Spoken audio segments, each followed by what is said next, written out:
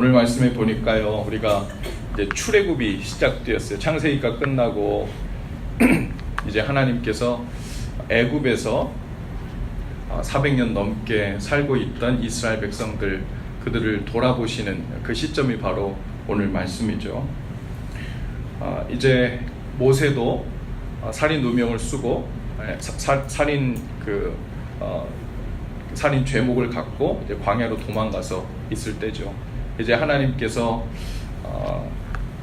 모세를 부르시는 거예요. 그리고 이렇게 말씀하십니다. 여호와께서 이르시되 내가 애굽에 있는 내 백성의 고통을 분명히 보았다. 그리고 그들의 감독자로 말미암아 부르짖음을 들었다. 그리고 그 근심을 알았다. 이렇게 말씀하십니다. 하나님께서 우리의 고통을 듣고 보고 아시는 분이신 줄로 믿습니다.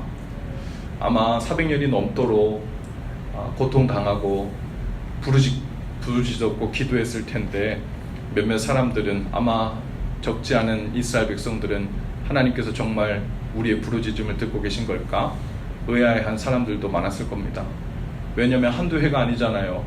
400년이 넘는 해, 물론 400년 전체를 고난당한 건 아니지만 꽤 오랜 기간 하나님께 부르짖고 도움을 구했는데 하나님께서 이렇다 할 어떤 응답이나 모세 같은 구원자를 보내주지 않았잖아요. 그러니까 그들 생각에 하나님께서 정말 듣고 계실까, 보고 계실까, 알고 계실까, 이런 생각이 들었을 거예요. 하나님께서 분명히 말씀하십니다. 내 백성의 고통을 그냥 본 게 아니라 분명히 보았다.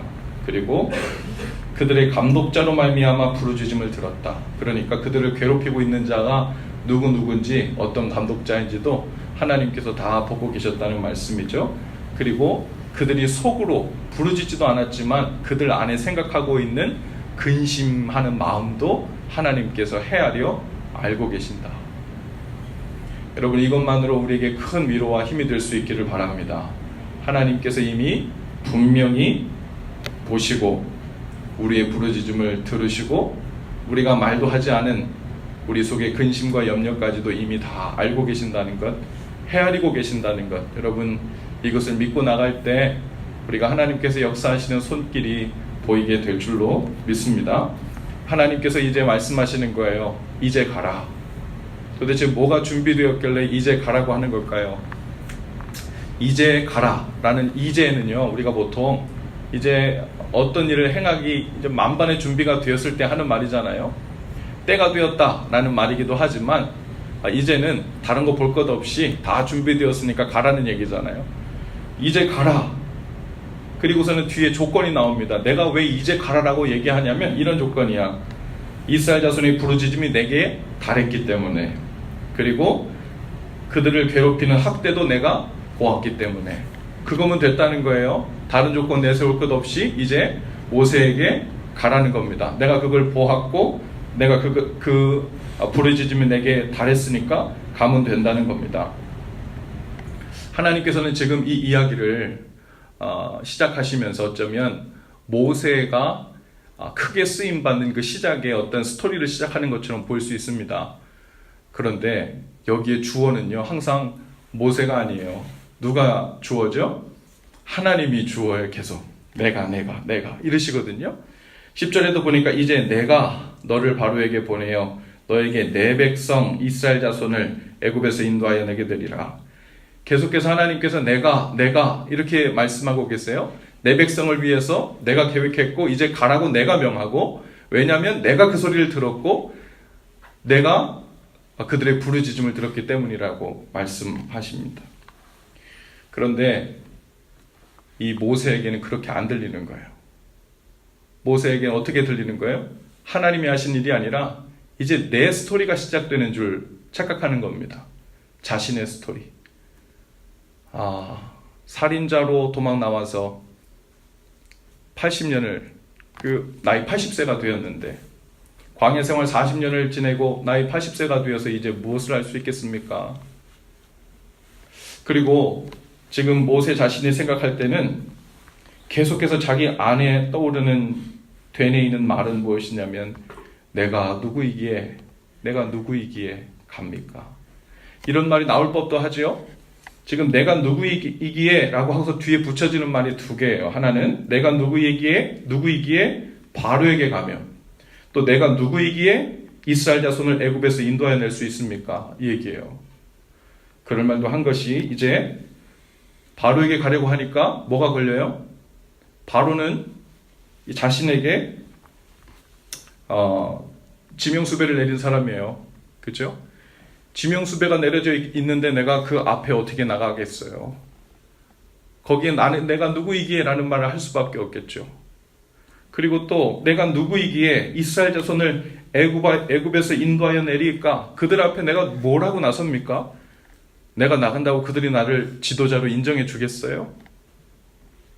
살인자로 내몰려 나이 들고 힘없고 이름 없는 자가 되었는데 지도자도 되지 못하고 지명수배 받은 제가 무엇이기에 바로에게 가고 이스라엘 백성을 인도하여 내겠습니까? 이럴 만도 하죠.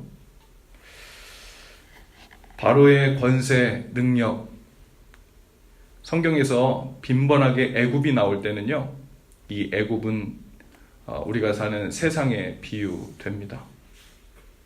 바로는 이 세상에서 권세를 갖고 있는 그 권세, 어떤 상황, 그것을 이야기하죠. 실제로 하나님께서는 8절에서 내가 이제 애굽인의 손에서 건져내서 그들을 7족속이 있는 젖과 꿀이 흐르는 땅 가나안 땅으로 인도해 내겠다 얘기하셨지만, 실제적으로는요, 세상적으로 보면 물질의 풍요함은 애굽이 더 풍요해요. 가나안 땅은요 1년에 강수량이 약 200mm 정도밖에 안 되는 곳이고요. 여러분 아시듯이 야고보 때도 어떻게 했어요? 가뭄과 기근이 이르니까 어디로 피신 와요? 애굽으로 피신 와요. 그러니까 물질적으로 보면요 더 비옥하고 풍성한 땅은 애굽이에요.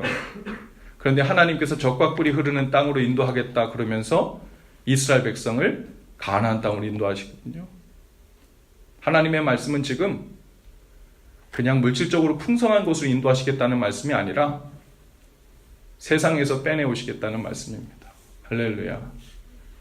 세상의 권세, 세상에 사는 방식,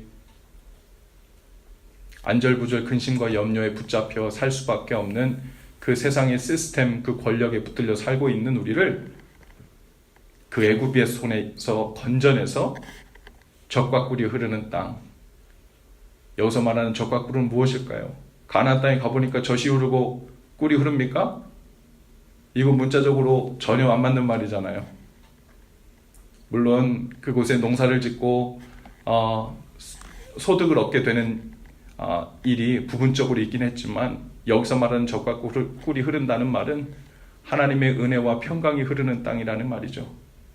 하나님께서 다스리시고 하나님의 성령이 그들을 인도할 때 그들이 그 말씀에 의해 하나님을 경외하고 하나님을 사랑하는 그 복됨으로, 그 은혜로, 그 사랑으로 살게 되는 하나님의 통치가 있는 땅, 그리로 인도하시겠다는 거예요.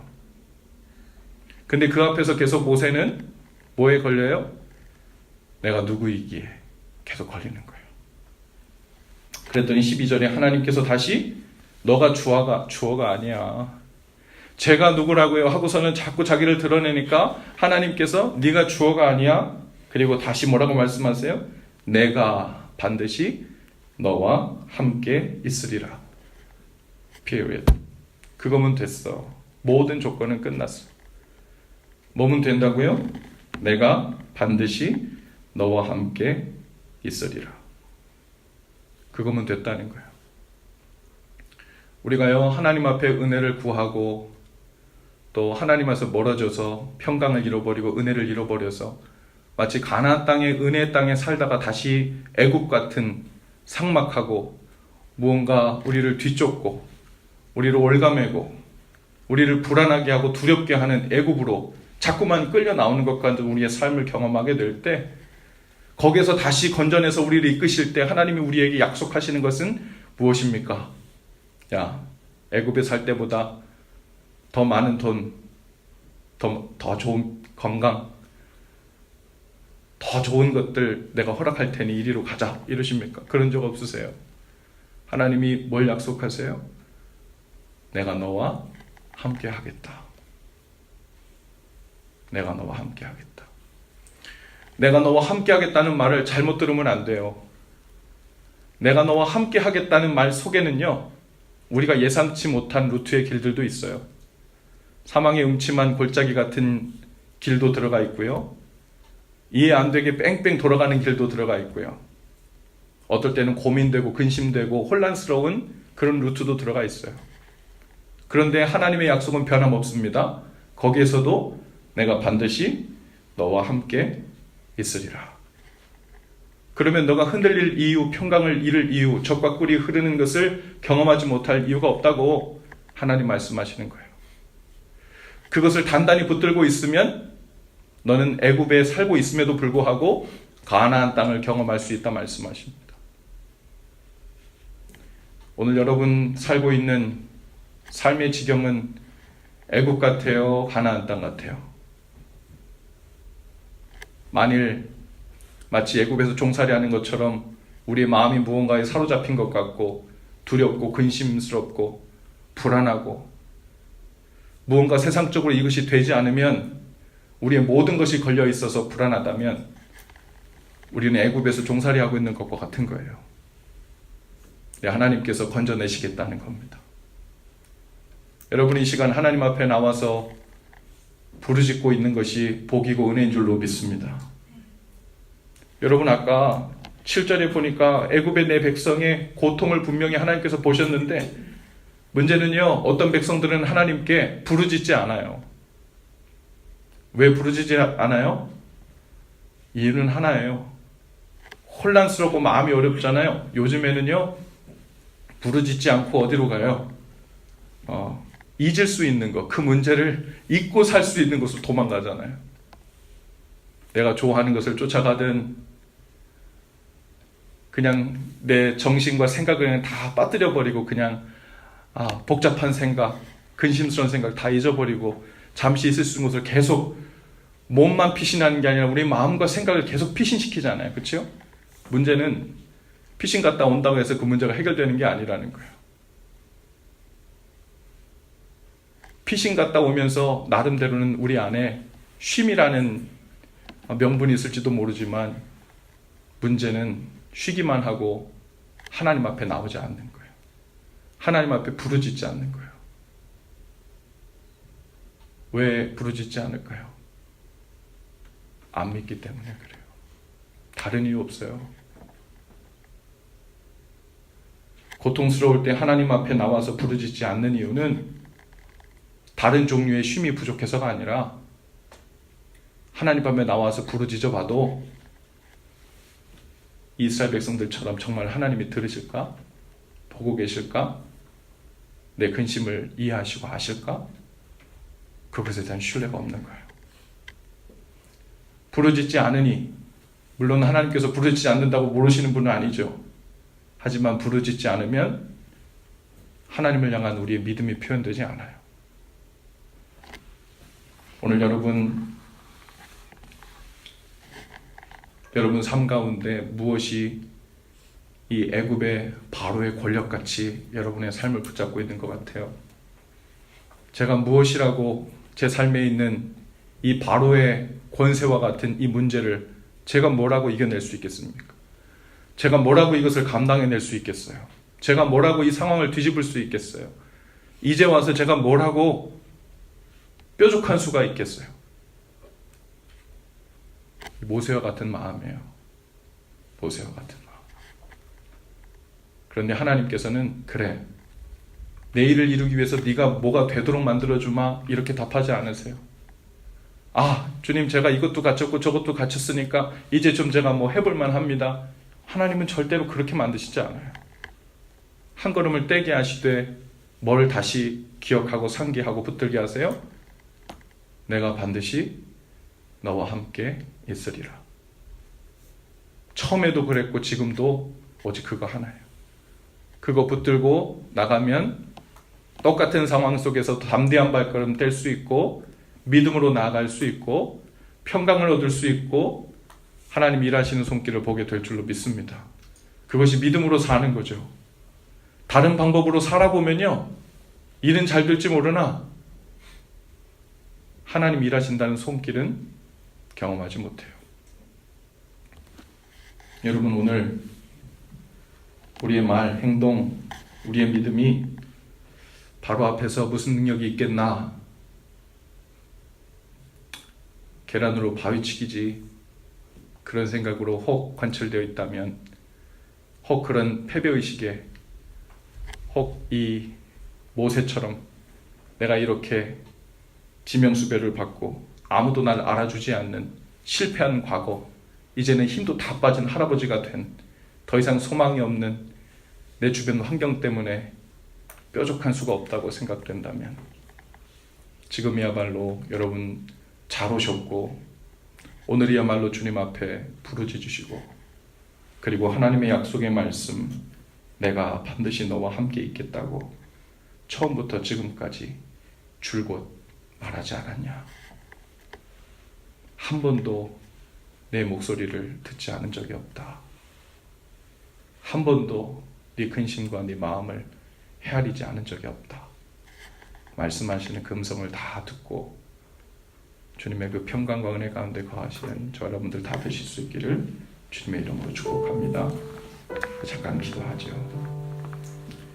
좋으신 주님, 오늘 이 저녁에 주님의 약속을 다시 붙듭니다. 저 잘 채비되고 준비된 모세가 해달라는 것이, 모세가 되어닿게 해달라는 것이 우리의 기도가 아니라,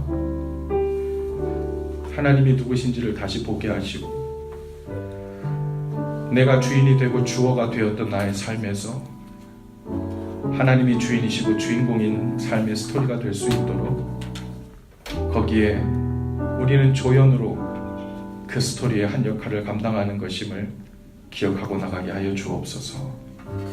오늘 우리의 기도 가운데 그러한 고백이 있게 하시고, 오늘 우리의 찬송 가운데 그 진솔한 믿음의 찬송이 있게 하여 주옵소서. 오직 주님을 신뢰하는 그 믿음, 예수님으로만 살겠습니다. 예수님 이름으로 기도합니다. 아멘. 우리 예수로 살리 함께 고백하고 기도합시다. 계절은 흐르고 꽃은 피고 저도 시들지 않는 생명이 있네. 바랄 수 없었던 죄인인 나에게 생명의 주님 자신을 주셨네.